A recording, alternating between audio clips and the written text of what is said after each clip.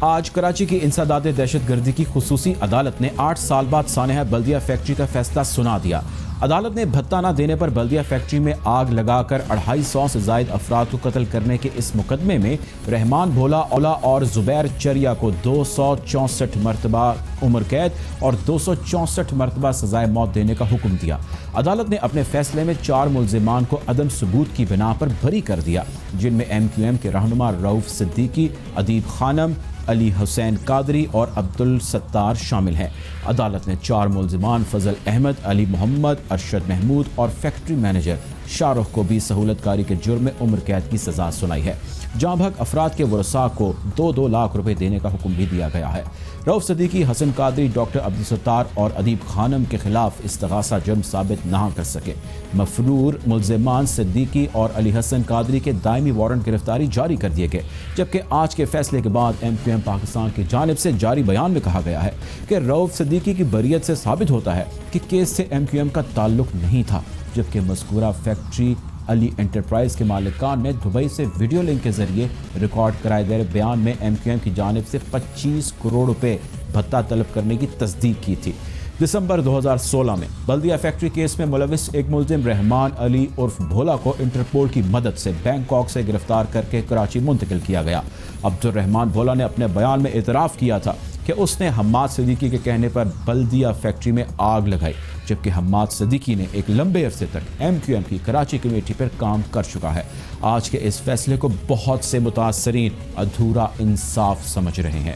ان کے خیال میں فیکٹری کے مالکان بھی اس جرم میں برابر کے شریک ہیں، یہ نظام بھی برابر کا شریک ہے، ہمارے حکمران بھی برابر کا شریک ہے۔ ہمارا آج کا سوال یہ کہ 8 برس بیت جانے کے بعد بلدیہ فیکٹری کیس کا فیصلہ منظر نامے پر آ ہی گیا۔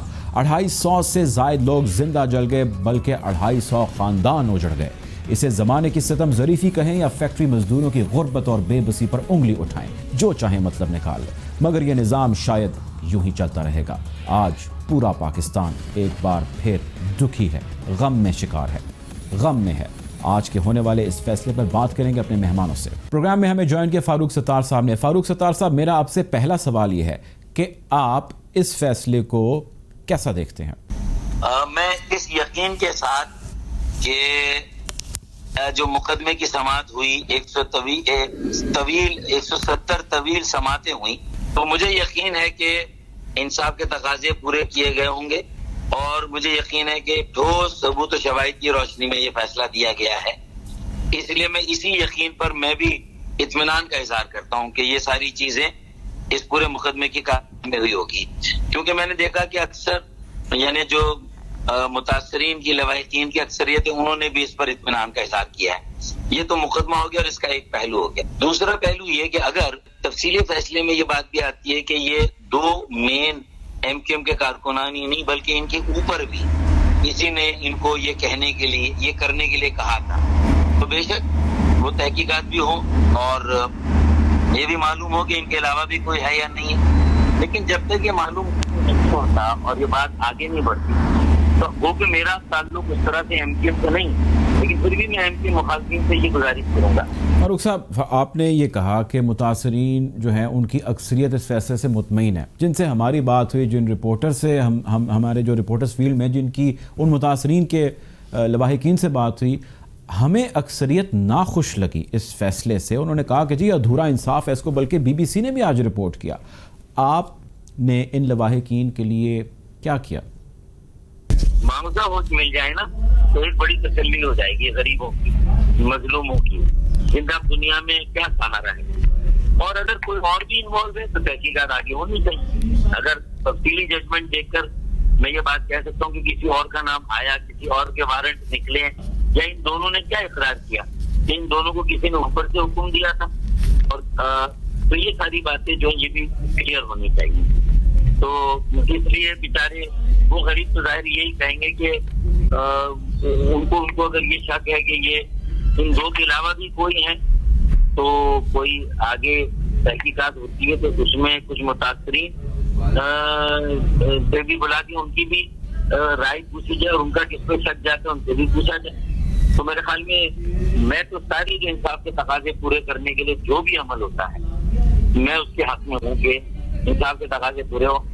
میں یہ بھی بڑی فراخ دلی سے بات کروں گا کہ MQM کو بھی اس زمانے میں بھی اور اس کے بعد بھی ایک تحقیقات کرنی چاہیے تھی سیاسی اور اخلاقی طور پہ, اور خود بھی دیکھنا چاہیے تھا کہ بھئی اتنا بڑا الزام جو لگ رہا ہے پارٹی کے 2 کارکنوں پہ یا اس سے زیادہ کارکنوں پہ, تو کیا یہ واقعی میں ہے؟ کیونکہ مجھے بھی پارٹی کے جو تنظیمی لوگ تھے وہ یہی بتاتے کہ یہ قتل عمد نہیں ہے بلکہ یہ حادثہ ہے. اور ظاہر ہے کہ میرے پاس کوئی ٹول نہیں تھا کہ میں پارٹی میں کوئی مقدمہ چلا کے میں فیصلہ کروں یا کوئی اور ساتھی فیصلہ کرے کہ بھئی یہ MQM کے کارکنوں میں بھی لوگ ایسے ہیں جو اتنے بے حس ہو سکتے ہیں کہ زندہ لوگوں کو جلا دیں. میرا تو دل دہل جاتا ہے, کسی کو بھی آپ کہیں گے یہ انسانی عمل نظر.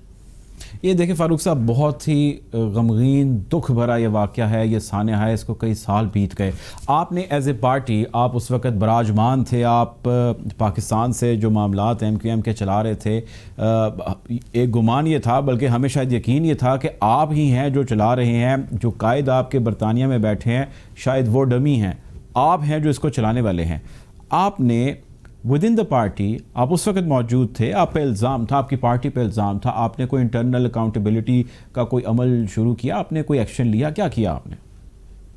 آپ اگر مکمل انصاف کی بات کریں گے تو میں یہاں تک نہیں رک رہا, بلکہ میں تو یہ بھی کہوں گا کہ اگر MQM نے اس وقت ان ساری باتوں کو خود اپنی شفاف اور آزادانہ تحقیقات نہیں اور اس میں کوئی نہ کوئی رکاوٹ بنا, تو پھر میں یہ بھی جاننا چاہتا ہوں کہ اس کا مطلب یہ کہ MQM حکومت میں تھی, پیپلز پارٹی حکومت میں تھی اور ENP حکومت میں تھی, تو یہ تینوں پارٹیاں اتنی مضبوط تھیں کہ اتنے سنگین سانحے پر, اور ادارے بھی اتنے مجبور تھے اس وقت کے سارے ادارے تحقیقات, اور عدالتیں بھی کہ ہائی کورٹ کا جسٹس کہہ رہا ہے کہ یہ حادثہ ہے. تو یہ بھی تحقیقات ہونی چاہیے کہ کیا سیاسی حکومتوں کا اور حکومت میں شامل جماعتوں کا اتنا انفلوئنس ہو سکتا ہے کہ ایک قتل عمد کے واقعے کو, سفاکی والے واقعے کو وہ مینیپولیٹ کر کے جو ہے وہ ہائی کورٹ کے جسٹس سے اس سے حادثہ قرار دلوا دے.